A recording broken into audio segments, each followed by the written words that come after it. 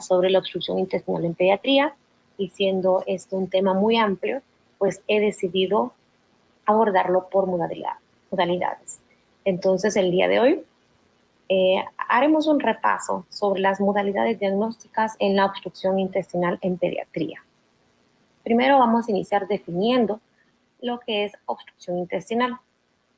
La obstrucción intestinal se define como obstrucción en el paso del contenido intestinal, incluyendo el gas, a través del tracto digestivo. Si la detención no es completa ni persistente, se trata de un cuadro suboclusivo y esta puede llegar a ser congénita o adquirida. Entonces, tomando en cuenta esta definición, podemos ver que el diagnóstico puede llegar a ser clínico. El problema está en identificar la causa, que aquí cuando vienen las modalidades diagnósticas a ayudarlos. El objetivo de la plática es evaluar las técnicas radiológicas disponibles e ir desglosando cada una y ver cómo cada una nos puede ayudar y qué nos aporta en diferentes patologías. La obstrucción intestinal es una de las emergencias quirúrgicas más frecuentes y tiene una mortalidad que oscila desde el 3 al 11.2%. Aquí es muy importante en pediatría la edad del paciente porque nos va a ayudar a determinar la modalidad de emplear según el diagnóstico diferencial que tengamos en mente. Y también la ubicación de la obstrucción nos ayuda a determinar igualmente qué modalidad radiológica emplear en este caso. Vamos a dividir las causas de obstrucción intestinal en aquellos de recién nacidos y los no recién nacidos. Los recién nacidos generalmente son causas congénitas y las podemos dividir en obstrucción intestinal alta o obstrucción intestinal baja. Entre las altas, las obstrucciones intestinales van por atresia esofágica, atresia duodenal, web duodenal, estenosis duodenal, páncreas anular, malrotación con vólvulo y atresia yeyunal. Ahora, cuando hablamos de obstrucción intestinal baja, hablamos de atresia de ilio meconial, colon izquierdo inmaduro, enfermedad de Hirschsprung, atresia de colon o atresia anal. Y en aquel grupo etario no recién nacido están la malrotación intestinal, obstrucción intestinal causada por apendicitis, por adherencias, por ingesta de cuerpos extraños, divertículo de Meckel, intussuscepción ileocólica y las hernias adquiridas. Para el propósito de dicha plática nos vamos a enfocar más en estas causas porque ya el otro es un tema mucho más amplio, pues que no lo vamos a lograr desglosar en menos de una hora por lo menos. Aquel niño con obstrucción intestinal se va a presentar al cuadro de emergencia con un dolor abdominal tipo cólico, generalmente viene con náuseas y vómito y presenta distensión abdominal. Lo característico de este grupo etario, de los no recién nacidos, es que ellos saben localizar el dolor. Cuando ustedes le preguntan al niño dónde te duele, señálame con un dedo, él clarito nos va a mostrar dónde es exactamente el dolor. Y en muchos casos, como vamos a ver más adelante, como la apendicitis, pues esto nos ayuda mucho para ubicar el sitio de obstrucción y la causa. Es importante conocer qué tipo de vómito presenta el paciente, si es un vómito bilioso, no bilioso, en el caso de aquellos pacientes con hipertrofia de píloro, para ver dónde está la obstrucción. Y la distensión abdominal también en muchas modalidades nos puede producir artefactos como en el ultrasonido o incluso el mismo dolor, la misma distensión no nos va a dejar evaluar bien al niño porque está con dolor y está todo encorvado y todo. Entonces, todos estos signos y síntomas son los que generalmente se presenta el niño al cuadro de emergencia. Ok, las modalidades radiológicas pues ya las conocemos. La radiografía simple, el ultrasonido, la tomografía computarizada y los estudios fluoroscópicos. Así es el orden generalmente cómo los vamos a emplear. Casi siempre utilizamos la radiografía simple como tamizaje, nuestra segunda modalidad y casi siempre con las que nos quedamos es el ultrasonido, Y por último, ya en casos que tengamos dudas, vamos a la tomografía computarizada. Ahora, los estudios fluoroscópicos sí se llegan a emplear en los casos de obstrucción intestinal, principalmente en aquellos congénitos, pero no los utilizamos tanto como estudios de emergencia. Esto ya es aquel paciente que ha llegado a la consulta externa, que ha presentado vómito, que no gana de peso y que lo hacemos ya de forma como no en emergencia, aunque en algunos casos sí la podemos utilizar, ¿verdad? Algo importante es que el estudio que nosotros escojamos debe ajustarse al problema del niño. Entonces, por tanto, es importante la evaluación del niño, conocer los datos clínicos e incluso el trabajo multidisciplinario con el equipo de la emergencia. También recordemos que saber el lugar donde trabajamos. Si solo contamos con radiografía, solo contamos con ultrasonido y saber sacarle el mayor provecho a esta modalidad. Ahora, iniciamos con la radiografía simple, muchas veces de primera línea, en ocasiones la utilizan mucho como tamizaje, que la verdad que es una buena modalidad como tamizaje. Es muy accesible por su bajo costo y porque generalmente lo encontramos en la mayoría de las emergencias. Es muy bueno para detectar signos de obstrucción que se resume básicamente en dilatación de asas intestinales con niveles hidroaéreos. Y dependiendo de este número de dilatación y la localización, nosotros vemos a qué altura está la obstrucción. Y algo excelente que nos ayuda en la radiografía es ver el neumoperitoneo. El con siempre de la radiografía va a ser la radiación ionizante. Aquí viene algo muy importante, que es la técnica para realizar el estudio. Recordemos que este grupo etario es un grupo que no va a estar cómodo, que se va a estar moviendo, que va a estar llorando, que el papá va a estar incluso a veces más incómodo que el paciente y no nos ayuda mucho para que nos ayude a acomodar al paciente, o el niño mismo se aflige al ver a su padre así, ¿verdad? Entonces, el personal técnico debe de ser personal técnico capacitado con este grupo etario. Ok. ¿Qué radiografía vamos a tomar? Las dos básicas, que siempre son una radiografía antero-posterior supino del abdomen y una radiografía con rayo horizontal. Esta ya puede ser de pie, supino lateral cruzado o en decúbito. Generalmente lo hacemos la de pie en aquel paciente que viene en la emergencia, pero podemos tener aquellos pacientes hospitalizados que requieran, no se puedan parar y pues tengamos que hacerlo en decúbito. Entonces, en las dos radiografías que tengamos, es importante cubrir dos zonas. Una, que son los hemidiafragmas, y la otra, que es la sínfisis del pubis. Nuestro field of view debe de cubrir estas zonas. Hay ocasiones, como en la primera radiografía en la supino, que no se cubren los hemidiafragmas, por X o Y razón. Pero lo importante es que en la radiografía con rayo horizontal sí se incluyen los hemidiafragmas. Esto es para valorar el caso diafragmático neumoperitoneo y que no se nos vaya a ir. Recordemos que estas radiografías detectan hasta un cc de neumoperitoneo. Entonces es muy importante incluirlas. Y la sínfisis del pubis, pues para garantizar que estamos cubriendo todo el abdomen.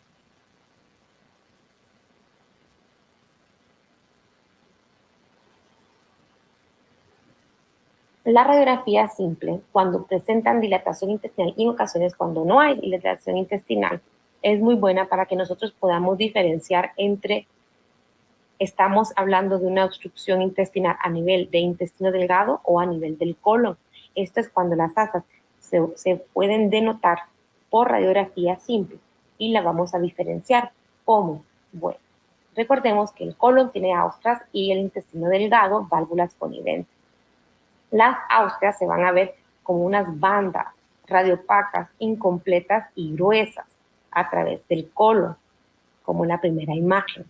Ahora, las válvulas coniventes se van a ver como aquellas bandas radiopacas más finas y que cruzan toda la circunferencia de la asa. A medida que vamos al yeyuno, son mayor patrón de válvulas coniventes y en ilion distal va bajando el número de válvulas coniventes y van espaciando un poquito más.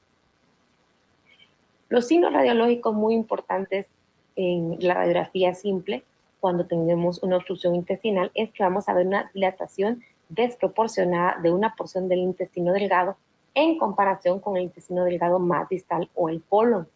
Ahí está la obstrucción. Dependiendo del número de asas dilatadas, depende el nivel anatómico de la obstrucción. Entre mayor nivel de asas dilatadas tengamos, más distal es la obstrucción. Mientras menos niveles tengamos, más proximal es la obstrucción.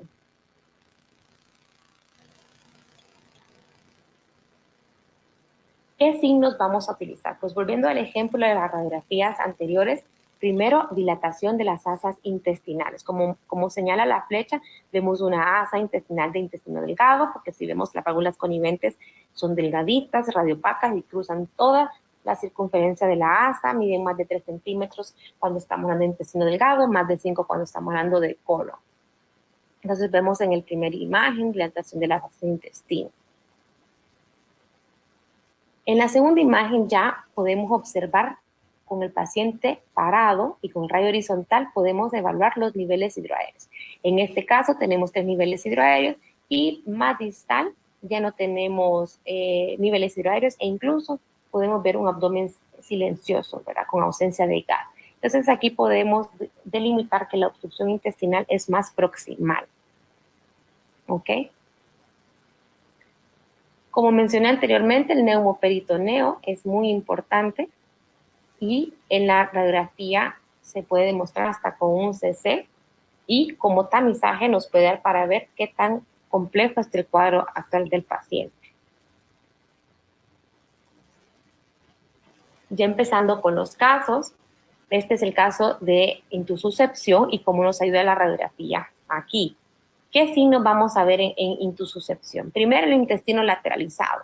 Vemos que hay una zona donde no vemos asas intestinales, pero hacia el lado izquierdo del paciente vemos más dilatación de las asas que en comparación con el abdomen derecho que está como silencioso.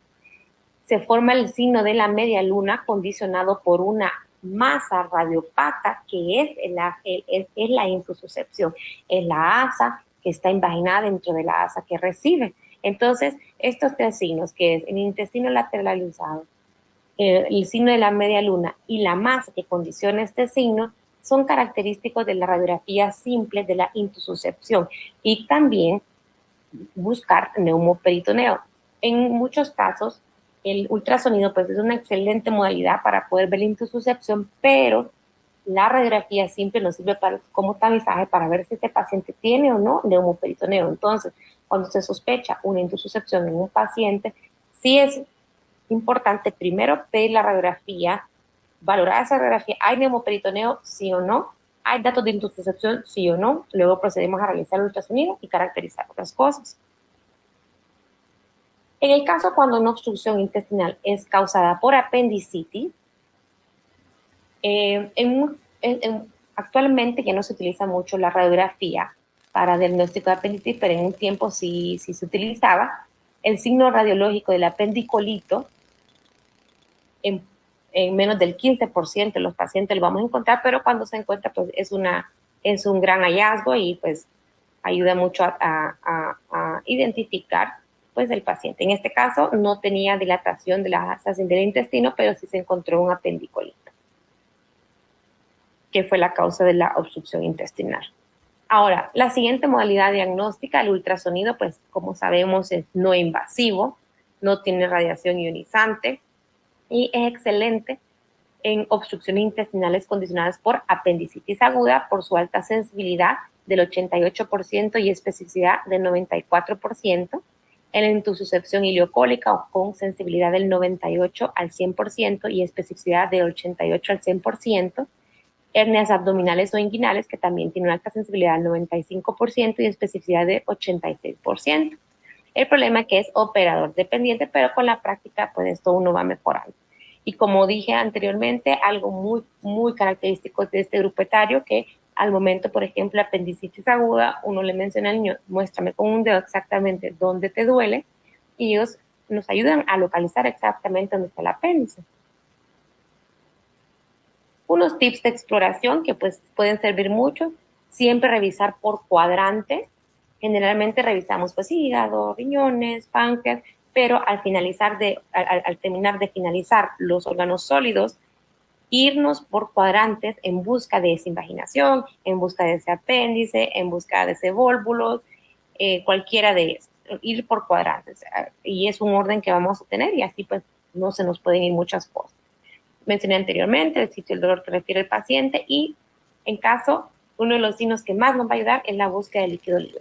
En ocasiones el paciente viene muy distendido, a veces no colabora y lo único que pues encontramos es líquido libre, pues decimos, no, pues aquí hay algo. ¿Ok? Siguiendo otra vez con el caso de intususcepción, los hallazgos por esta modalidad de imagen es en el plano axial, vamos a ver un anillo hipoecogénico que rodea un centro ecogénico y va a formar el signo de la diana o la dona, como vemos en esta imagen, que es la asa que recibe a la asa en su interior y va a formar el signo de la diana en un plano axial. Si miramos esa misma lesión de la intususcepción en un plano longitudinal, vemos el signo del sándwich o pseudorriñón, que longitudinalmente se va a hacer así, y por sus capas hiper e hipoecoicas va a conformar esa imagen del pseudorriñón. Generalmente la intususcepción va a estar localizada en el cuadrante superior derecho por ser ileocólica, que es la que mayor frecuentemente vamos a encontrar. Es importante también recalcar que para utilizar esta modalidad diagnóstica del ultrasonido nos van a servir los dos transductores, tanto el convexo como el lineal. Y para cosas ya más específicas, ya localizar el apéndice, la intususcepción es el lineal. Importante en la intususcepción valorar las siguientes. Si el paciente ya viene con más de 48 horas de dolor, ya tenemos un retardo significativo en el diagnóstico y hay que buscar si hay o no hay daño vascular en estos pacientes. Entonces el Doppler es muy importante, pero también buscar líquido dentro de la imaginación, como en el caso de este paciente. Ya estos pues nos dan que son datos de irreductibilidad. Y pues al colocar el Doppler y tener un Doppler positivo, o sea, tener flujo dentro de la asa intestinal, esto nos dice que esa asa intestinal todavía es viable y hay un buen porcentaje de reductibilidad. ¿Cuáles son las contraindicaciones de reducción? Que pues, el cirujano o los mismos radiólogos que vamos a realizar la reducción necesitamos saber. Secretos de peritonitis, inestabilidad hemodinámica y neumoperitoneo.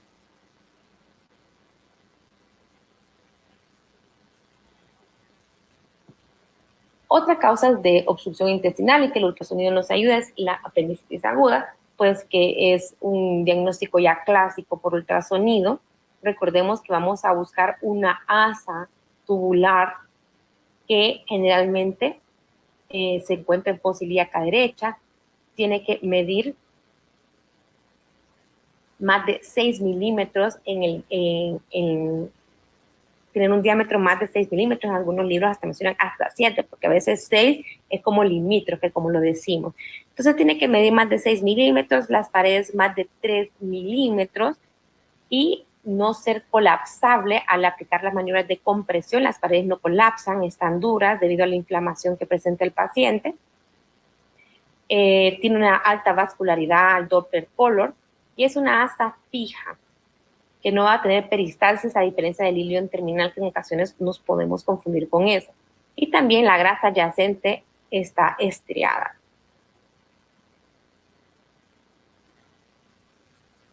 En ocasiones es difícil hacer el diagnóstico de apendicitis aguda, más cuando encontramos una apendicitis perforada, o sea, no encontramos el apéndice o lo encontramos parcialmente. Entonces, esto nos dificulta la identificación. A veces identificamos un flemón, a veces solo vemos asas distendidas de paredes ecogénicas, líquido intraperitoneal, colecciones líquidas loculadas y abscesos. Es muy importante siempre identificar todo el apéndice, o incluso si no lo identificamos todo, comentarlo en la conclusión, que solo se vio parcialmente, porque a veces acuérdense que tenemos apéndice de punta, que solo va a tener un apéndice de 5 milímetros de diámetro en normal, pero en la punta va a tener mayor de 6 milímetros, va a tener cambios inflamatorios. Entonces, es muy importante delimitar todo el apéndice. Y en caso de tener duda o no verlo completamente, sí mencionar. Otro causa de obstrucción intestinal alta y que el diagnóstico es clásico por ultrasonido es la hipertrofia de píloro. Es la causa de obstrucción intestinal alta más frecuente en lactantes de 15 días a 2 meses. El ultrasonido tiene una especificidad y sensibilidad cercana al 100%. Recordemos que anteriormente utilizábamos estudios fluoroscópicos para poder identificarlo, pero actualmente pues el ultrasonido lo ha desplazado casi completamente, creo que ya no se realiza ese estudio. En los signos ecográficos que vamos a ver es en el plano axial, el tiro al blanco, por su engrosamiento de la pared, de la muscular, y en el interior se observa ecogénica y conforman el signo del tiro al blanco, en el plano axial. También en el plano longitudinal vamos a ver la capa muscular hipoecoica, que va a medir más de 3 milímetros. Es importante definir esa capa, que esa es la que va a valer, que esa es la que va a definir la hipertrofia del píloro, esa capa muscular, que mide más de 3 milímetros, y que el canal pilórico elongado mide más de 15 milímetros. En ocasiones el diagnóstico es dudoso y uno de los signos que más fiables es el grosor de la capa. A veces tenemos espasmos pilóricos, aquel niño que toma y no se abre el píloro, pero si la capa muscular no mide mide 2 milímetros o menos, pues no estamos viendo una hipertrofia de píloro, estamos viendo un espasmo pilórico. Otro hallazgo por ultrasonido en obstrucción intestinal son aquellas hernias inguinales o alguna otra hernia de pared complicada, en este caso una hernia inguinal encarcerada, como vemos en la imagen, vemos el testículo que está en el canal inguinal junto a una asa intestinal que está rodeada por líquido. En su interior también presenta líquido. Es importante en estos pacientes valorar el anillo interno tanto en reposo con las maniobras de Valsalva. Buscar líquido en saco herniario, ver si tiene peristalsis, ver si las paredes están engrosadas, ver si tienen flujo esas paredes, ¿verdad? Ver si es reductible o no. El ultrasonido, pues, muy buena modalidad. Básicamente, en niños es la única que utilizamos en ellos. Ya otra modalidad diagnóstica es la tomografía computarizada, que esto ya es básicamente de segunda línea, pero es muy bueno para localizar o caracterizar la causa de la obstrucción, un 68%. Y para apendicitis tiene una sensibilidad de 96 y una especificidad de 95 para su diagnóstico. El problema es que pues su radiación ionizante, alto costo, difícil acceso, pero es una gran herramienta cuando tenemos una duda tanto en la clínica como en las modalidades diagnósticas anteriores y en los casos que se utiliza mucho en aquellos casos complejos, aquellos casos que solo visualizamos parte del apéndice y que el diagnóstico es dudoso, que esté más complicado, porque una vez que nosotros encontremos la causa de la obstrucción y la podamos definir y le podamos dar el cuadro completo al cirujano, él ya va preparado al quirófano a lo que va a encontrar y no va a tener sorpresas. Ok, que para el protocolo de tomografía computarizada hay dos preguntas. Uno, ¿se utiliza o no medio de contraste endovenoso? Siempre, a menos que el paciente lo tenga contraindicado, pero siempre hay que utilizar medio de contraste endovenoso para poder definir las estructuras vasculares, para poder ver mejor las paredes, para poder identificar mejor la estructura, para que haya mejor resolución tisular, a menos, como digo, que lo tenga contraindicado. Ahora, el medio de contraste oral, pues ese es un poco debatible y depende del radiólogo. Uno, hay que tomar en cuenta también si el paciente es quirúrgico, ¿no? Si el paciente va a entrar al quirófano, pues es difícil que nosotros le podamos introducir medio de contraste oral, ya que tiene que tener ahí completo.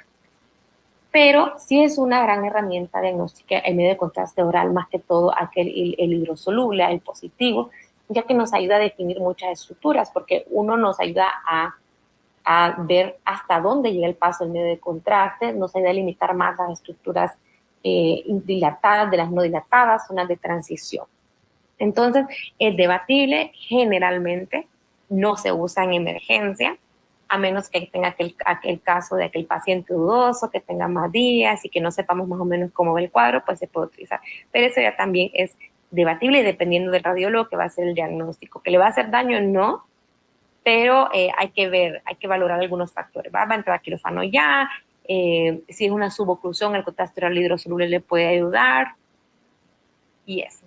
Entonces, ¿qué signos básicos vamos a buscar en la tomografía computarizada? Pues en los primeros, dilatación de las asas proximales. Como vemos en la imagen, en la derecha, vamos a ver asas dilatadas y asas no dilatadas.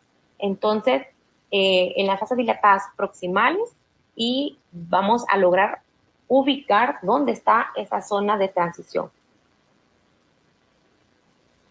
Como en el siguiente caso, que vamos a localizar ese sitio donde está el cambio agudo en el calibre de las asas intestinales, ¿verdad?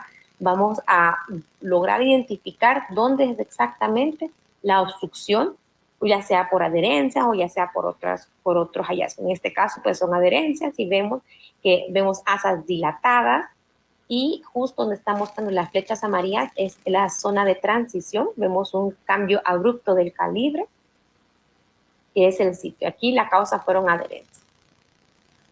Otro signo, ausencia de contraste oral en el intestino distal, que justo el medio de contraste no pasa por el sitio de obstrucción, entonces nos puede ir directamente ese sitio de obstrucción, a diferencia de estar siguiendo asa intestino por asa intestino delgado, y en este caso pues nos ayuda más fácilmente a detectar ese sitio de obstrucción. Un signo que no se busca mucho, pero es de gran ayuda, es la fecalización de las asas del intestino delgado. Este no es muy específico, no ayuda mucho, pero en aquellos pacientes que tienen tránsito lento vamos a encontrar que el ilion distal presenta pues material fecal cuando pues no debería tenerlo, y eso nos habla de tránsito lento. Y por último, el remolino mesentérico, en los casos de malrotación intestinal, que vamos a ver pues este signo de remolino mesentérico, que también en algunas ocasiones lo podemos utilizar por ultrasonido, lo podemos verificar, eso ya toma un poquito más de agilidad, pero es un signo que nos ayuda mucho, más que todo en pacientes con malrotación intestinal. En este caso, tenemos una tomografía en plano axial, no tiene medio de contraste, pero a veces incluso la misma dilatación y el líquido dentro de las asas nos sirve como un medio de contraste, en este caso neutro. Y aquí es muy importante ver que hay una dilatación intestinal del intestino delgado, si vemos las asas dilatadas, y vemos la causa en esta imagen. Vemos una asa tubular con fondo ciego, que es el apéndice fecal, y no se logra definir adecuadamente, pero está rodeado por líquido, que ya es una apendicitis perforada. Entonces, como vemos, en este caso, probablemente en el ultrasonido, pues no se lograba identificar más que las asas dilatadas, líquido libre, y ya con la tomografía ya pudimos ubicar que era una apendicitis complicada, con su líquido libre y alrededor. Ahora, la obstrucción intestinal por adherencia, que es una de las causas más frecuentes, tanto en niños como adultos. Vemos, como vimos en las imágenes anteriores, que no va a haber paso del medio de contraste posterior al sitio de la obstrucción. Vamos a ver estas asas del intestino. Vamos a ver estas asas del intestino que están colapsadas completamente. Vamos a ver dilatación de las asas proximales. Y en otro caso, en otro paciente, vemos la zona de transición, ¿verdad? Con un cambio abrupto del calibre de las asas intestinales, en este caso del ilio proximal.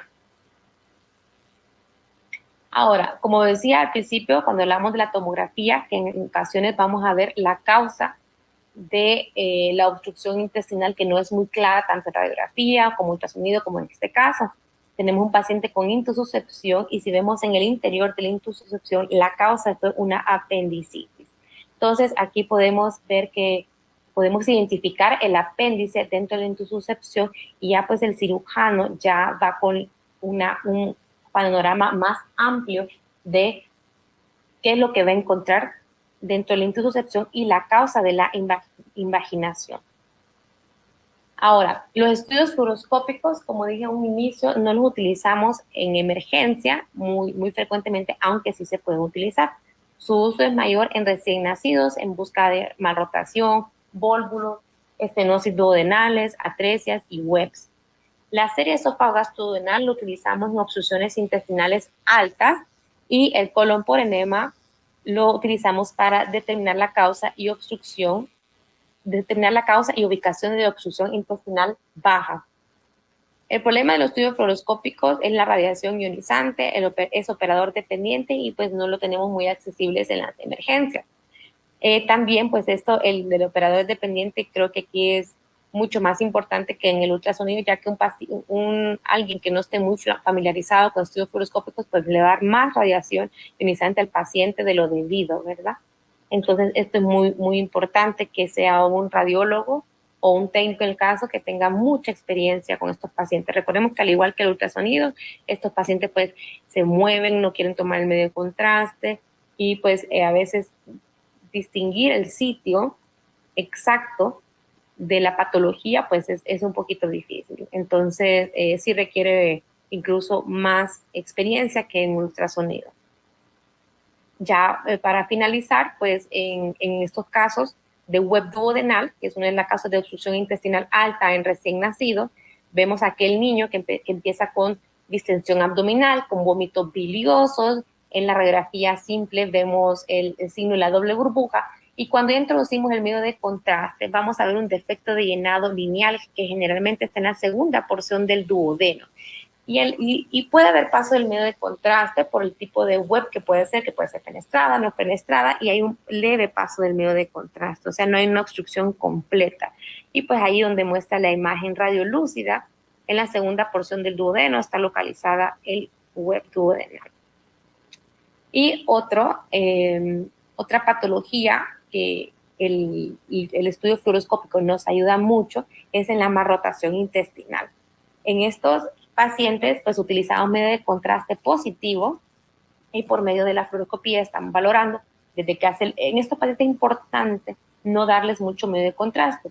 Uno, porque lo pueden vomitar. Dos, porque a veces si llenamos mucho el medio de contraste podemos no ubicar o se nos puede pasar el sitio de obstrucción, ya que se vayan a interponer otras asas encima de eso, ¿verdad? Entonces, introducimos medio de contraste positivo y vemos el paso del medio de contraste a cámara gástrica, pasa todo bien, la morfología está bien, la posición del estómago está bien. Ya cuando pasa a la primera porción del duodeno, todo se ve bien, la segunda porción del duodeno, que debe estar localizada a la derecha generalmente del cuerpo vertebral lumbar L2, y luego la tercera porción del duodeno debe de cruzar la línea media para la cuarta porción del duodeno, y el ángulo de trace debe estar ubicado a la misma altura del bulbo duodenal, solo que en el lado izquierdo. Cuando perdemos esa configuración, estamos viendo que hay una mal posición o mal rotación de la asa del intestino, como está ocurriendo en este paciente, que vemos que pasa el medio de contraste, pasa la primera porción del duodeno, vamos a la segunda, ya cuando tiene que pasar a la tercera, no cruza la línea media, y esta es la configuración inicial que debe seguir, y en el ángulo de trace debe estar localizada a esta altura. Pero vemos que sigue en el mismo lado derecho y va hacia abajo y forma el signo del sacacorcho. Entonces, la unión duodeno-duodenal no está localizada a la misma altura del bulbo duodenal en el lado izquierdo, entonces ya es un diagnóstico de malrotación intestinal. Entonces, estos estudios fluoroscópicos pues son muy buenos para estos diagnósticos. Y en algunos casos, pues hay que seguir el tránsito para ver si hay para ver exactamente la posición del ciego, por ejemplo, que también nos ayuda para el diagnóstico de malrotación intestinal.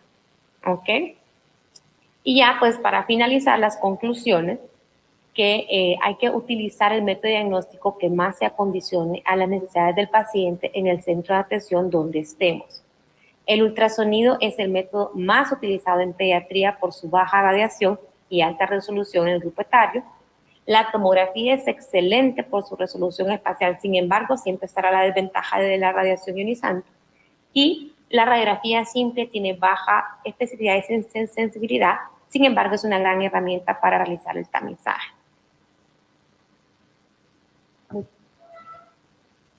Muchas gracias.